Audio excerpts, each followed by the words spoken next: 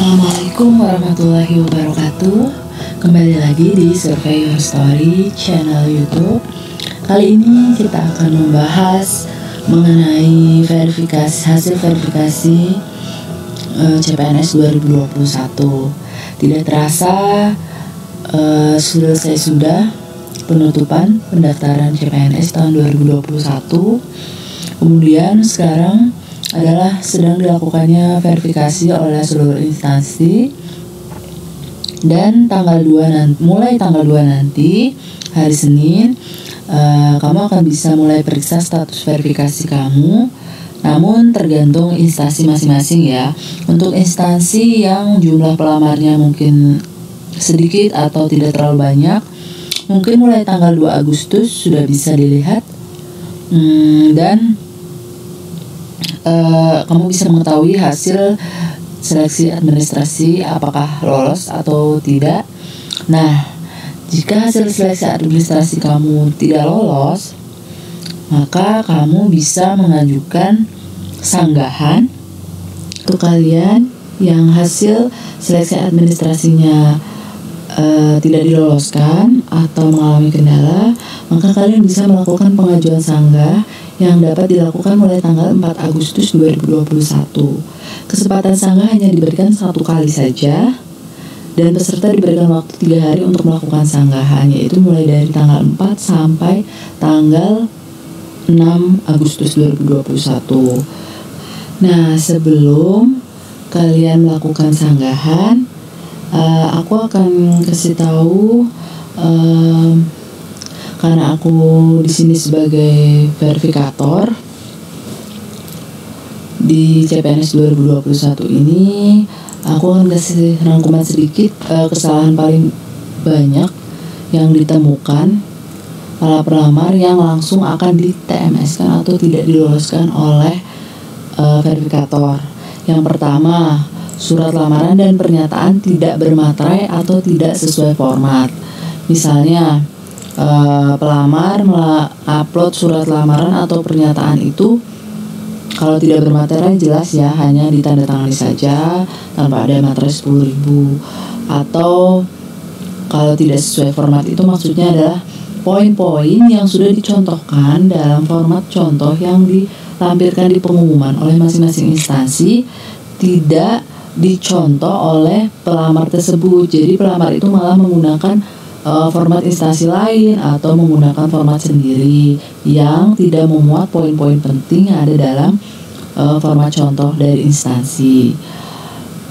Nah, kemudian yang kedua adalah kualifikasi pendidikan tidak sesuai persyaratan.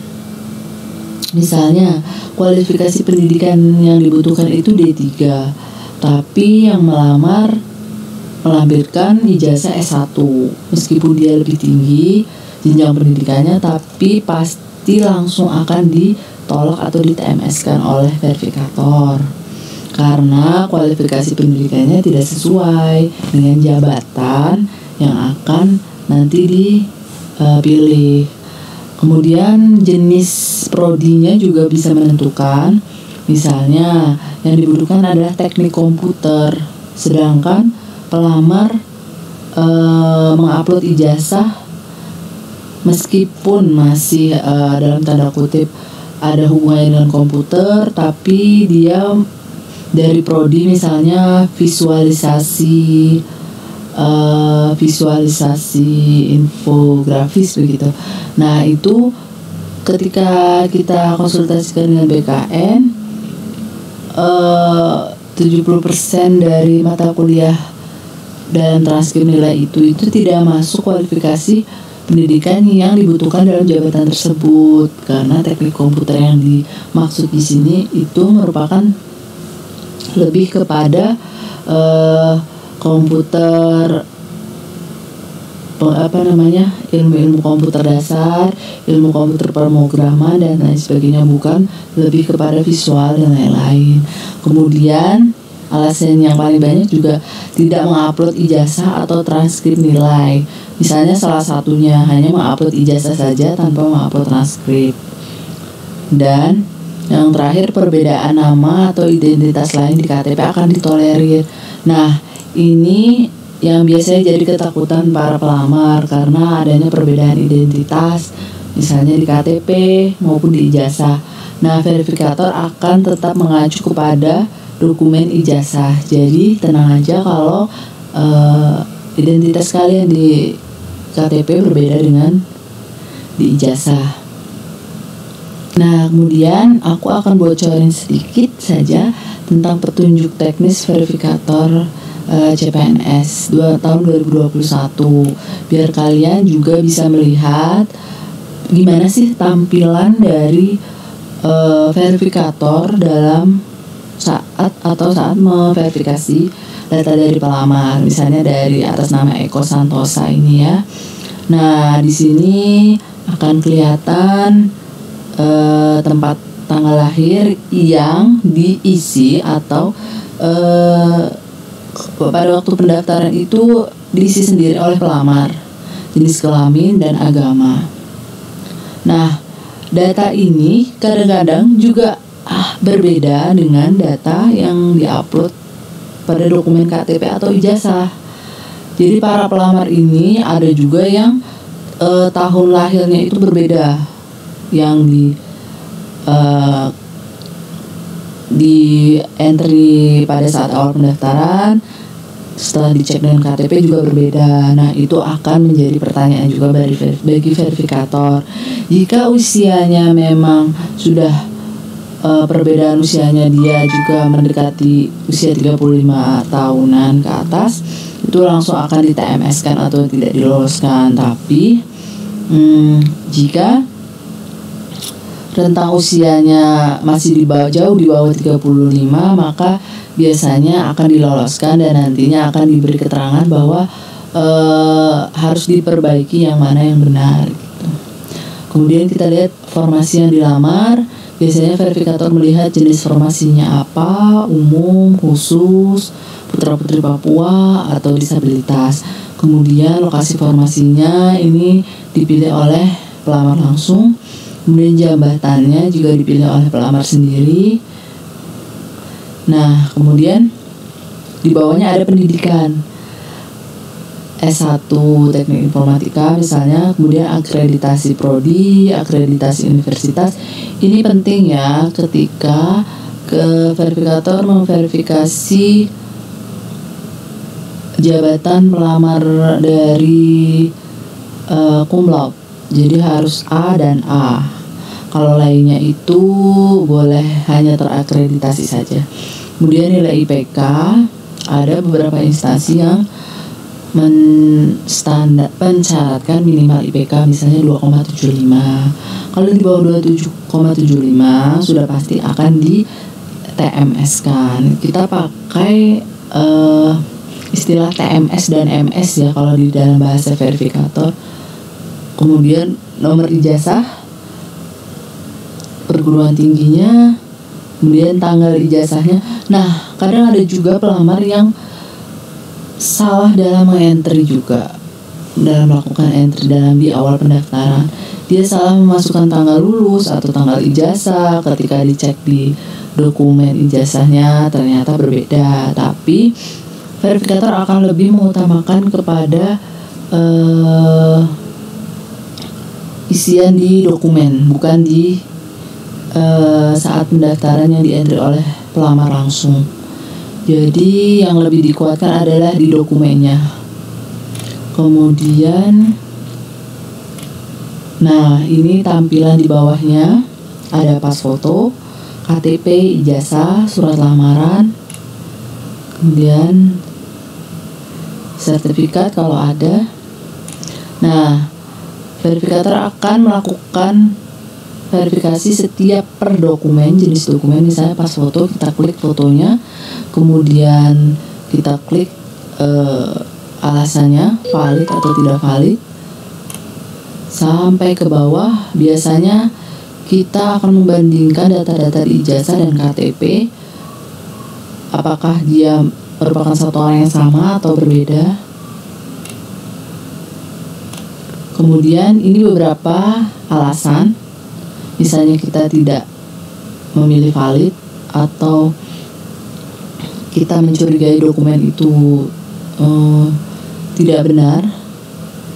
Misalnya alasannya ada surat lamaran tidak sesuai, yang seperti tadi saya bilang, tidak sesuai format, kemudian tidak terlampir atau terunggah, misalnya dibuka tidak muncul, atau yang diunggah justru dokumen lain. Ini banyak juga yang terjadi. Kemudian surat lamaran tidak ditandatangani. Ada juga yang tidak ditandatangani, hanya diberi materai, itu tetap tidak diloloskan. Kemudian surat lamaran tidak bermaterai, jadi hanya ditandatangani, itu juga tidak diloloskan. Nah, kemudian ini status jika tidak lolos ya, TMS ya, merah. Tapi nanti walaupun status ini tidak diloloskan oleh verifikator, tetap akan dilihat kembali oleh supervisor atau supervisor. Maaf. Ya, supervisor ini tidak serta-merta akan meloloskan semua yang sudah diverifikasi oleh verifikator. Mereka akan mengecek ulang kenapa dia tidak lolos, dan jika alasannya memang sudah sesuai, maka ya tetap akan tidak diloloskan. Tapi jika masih bisa ditolerir, maka masih bisa untuk di MS-kan kembali atau diloloskan kembali. Nah, ini tampilan yang akan muncul ketika sudah diperiksa oleh supervisor. Ini akan kembali kepada verifikator jika sudah dikoreksi oleh supervisor. Misalnya untuk Eko Santosa, verifikatornya Iis, dia diperiksa oleh Iis, surat lamarannya ternyata tidak sesuai. Kemudian verifikator memeriksa kembali dan mencatatkan bahwa surat lamaran agar diperiksa kembali karena mungkin masih bisa diberikan toleransi atau bisa diloloskan karena kesalahannya tidak fatal misalnya. Nah, akan dikonfirm verifikasi ulang kembali ke verifikator. Nah, yang terakhir yang perlu kalian update terus adalah hasil verifikasi seleksi administrasi. Nanti kalian harus cepat mengetahuinya, dan jika kalian merasa tidak diloloskan, maka kalian harus segera melakukan sanggahan di website SSCASN. Update-nya akan terus dilakukan atau bisa dipantau di Instagram BKN Go ID official. Nah, sanggahan ini biasanya jika dokumen kalian merasa alasan dari verifikator itu atau instansi tersebut tidak sesuai dengan kenyataannya. Misalnya alasannya bahwa surat lamarannya tidak bermaterai, sedangkan dokumen yang kalian upload ternyata sudah ada materainya. Mungkin kesalahan teknis atau human error dari verifikatornya itu. Apalagi jika jumlah pelamar itu banyak sekali, maka kalian harus teliti apakah kesalahan itu memang dari kalian sendiri atau dari pemeriksa.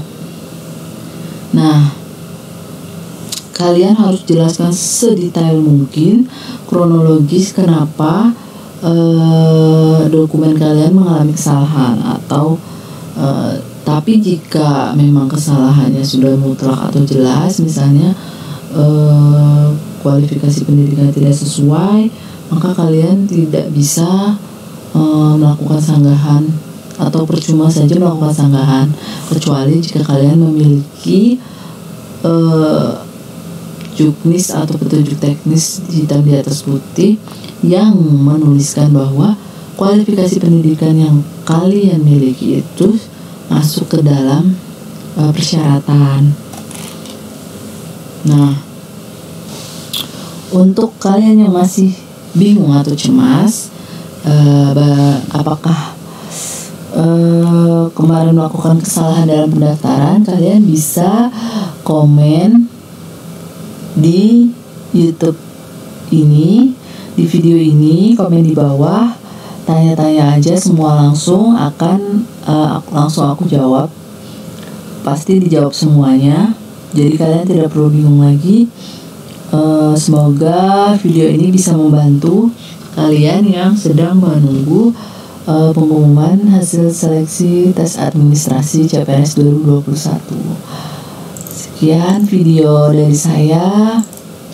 Semoga semuanya lancar, baik dari instansi maupun dari para pelamar. Tidak ada kegaduhan maupun pelamar yang banyak memprotes, karena verifikator berharap semua hasil verifikasinya sudah sesuai dengan aturan, dan jika memang ada kesalahan, kalian bisa melakukan sanggahan di tanggal 4 sampai tanggal 6 Agustus 2021. Sekian video kali ini. Terima kasih atas perhatiannya. Wassalamualaikum warahmatullahi wabarakatuh.